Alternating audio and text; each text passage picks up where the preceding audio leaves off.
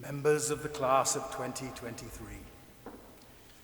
I'm so honored to be with you, your family and friends, on the eve of the days that you will mark your emergence from this great institution of higher learning. Your Princeton diploma isn't just a fancy way of saying meeting ended by host. Surviving the rigors of your undergraduate education establishes that you have gained expertise in paying attention to your classmates, to the wider world, to the minuscule worlds within that world, to the human tragedy and the human comedy. This afternoon, though, for a brief time, I want to encourage you to pay attention just for a moment to attention itself. Sometimes you arrive at a table in a dining hall where an animated conversation is underway. You're trying to figure out what it's about, what's been said, what's agreed on, what's disputed. So you're quiet for a beat. You must pay attention. And that acute sense that you've entered the conversation late, that's what it is to be born. A conversation has been going on, after all, since the dawn of our species, and we all enter the conversation late. And paying attention so you can catch up isn't easy. And that's one place where our teachers and our peers come in. Pay attention, they tell us, to how Zora Neale Hurston uses voice and structure. Pay attention to this drummer's use of polyrhythm. Pay attention to the connection between elliptic curves and modular form. You put in the work, and the nature of your consciousness is altered. You experience the same things differently. A poem or a painting or a proof had been cryptic, silent, devoid of meaning, and now it speaks to you. Attention transforms experience. Iris Murdoch, the British novelist and philosopher, thought that attention could bring us out of ourselves and closer to reality. Here's a lovely passage of hers about how nature had that power in her life, about what happened when, say, her eyes settled on a kestrel, a marvelous bird with reddish-brown and grey colors. I am looking out of my window, she wrote, in an anxious and resentful state of mind, oblivious to my surroundings, brooding perhaps on some damage done to my prestige. Then suddenly I observe a hovering kestrel. In a moment, everything is altered. The brooding self with its hurt vanity has disappeared. There is nothing now but kestrel. That's what Murdoch called unselfing. It's important. And yet coming of age also means learning to pay a certain kind of attention to yourself too, learning what you're good at, what excites you, what stirs you. For some of you, this answer may have come as a surprise once you got here. It certainly did for me. Ever since I was 7 or 8, I had wanted to be a doctor, and in time I duly enrolled at university as a medical student. OMG. I drowsed through gross anatomy classes, struggling to pay attention as we tried to learn the names of the 200-some bones in the human body. I discovered I couldn't stand the sight of blood. I still can't. I should have paid attention to that. Instead, I found myself sneaking into lectures on philosophy of science and of language, and there I was riveted. I could not pay attention. Then came the day when an examiner from Oxford arrived to assess my grasp of anatomy.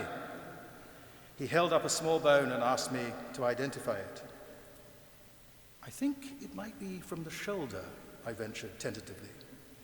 He gave me a mournful look. Try the other end of the body, he said. It was a distal phalanx from a small toe. So I did try the other end. I switched my course of studies. Instead of just dipping my toe, my distal phalanx, into philosophy, I plunged right in. I finally paid attention to what grabbed and rewarded my attention. It's helpful sometimes to think of the mind as itself a kind of attention device. and to recognize that attention can therefore take forms as various as our minds. John James Audubon painting a bird, a supreme act of attention. Ocean Vuong or Laurie Moore writing a poem or a story about a bird, another act of attention. A composer writing a musical romance about a lark. Crafting it is an act of attention, and so is listening to it. And what about the engineer using aerodynamic modeling to analyze how kestrels adjust their wings to respond to wind gusts? Science is a powerful form of attention too. Chemistry, physics, biology, these are all disciplines of attention. If a song is the product of attention, so is a theorem. That kind of attention, as you've all learned here, can be hard work. The word comes from the Latin tendere, to stretch. So ad tendere means to stretch towards something. Attention involves active choosing. Peers and pedagogues can serve as guides by alerting us to choices we hadn't previously focused on. Back when I was an undergraduate at Cambridge, a boisterous and brilliant American graduate student arrived and promptly befriended me. What would happen, a 20-something named Henry Louis Gates Jr. asked me, if I directed some of my philosophical training towards things that had had no place in my course of study, things like race and social identity. I was thinking about probabilistic semantics.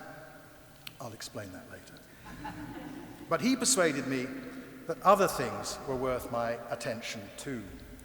Recalling that campus friendship, a proverb comes to mind, a proverb in my father's language, Twi. Humanisumame, ntina trinam mienu mienu. It's in order to blow the dust out of each other's eyes that two antelopes walk in pairs. You need companions to blow the dust out of your eyes. You can't blow the dust out of your own eyes. We can be more attentive together than alone. It seems to me increasingly that an ethical life can almost be defined in terms of habits of attention. R.S. Murdoch said something else I cherish. Love is the extremely difficult realization that someone other than oneself is real. To come to grips with what we owe to each other, we have to see each other. We have to recognize that a person sleeping on the street is, first and foremost, a person.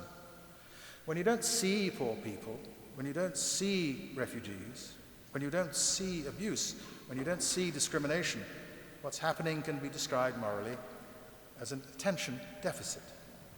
The great social movements of our day often ask us to tune into what we've been tuning out, to pay attention. The commonplace currency of moral critique, think of phrases like mansplaining or gaslighting, are ways of saying, come on, pay attention. Did you notice what just happened here? Listen to yourself, people say, meaning pay attention to the language you used. Experience it differently. It isn't only that injustice can arise from inattention. Inattention can itself be a form of injustice.